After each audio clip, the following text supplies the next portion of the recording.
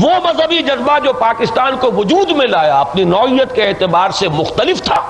اس جذبے سے، اس مذہبی جذبے سے جو آج ہمیں درکار ہے۔ آپ حیران ہوں گے کیسی باتیں کر رہا ہے۔ وہ مذہبی جذبہ صرف نام کا اسلام بھی اس کے لیے کافی تھا، عمل میں اسلام ہو نہ ہو، مسلم ہے تو مسلم لیگ میں آ، نام ہونا چاہیے غلام علی عبد الرحمان، اللہ اللہ خیر سے، کردار سے بحث نہیں، نماز پڑھتا ہے کہ نہیں پڑھتا، روزہ رکھتا ہے کہ نہیں رکھتا، شراب پیتا ہے کیا کرتا ہے، کوئی بحث نہیں، اس لیے کہ مقابلہ ہندو سے تھا۔ اب وہ معاملہ نہیں چل سکتا، اب وہ ہندو تو گیا سرحد پار، اس وقت کا ہمارا جذبہ ہندو کی ذہنیت کی وجہ سے، اس نے ہمیں محسوس کرایا تم اور ہو میں اور ہوں،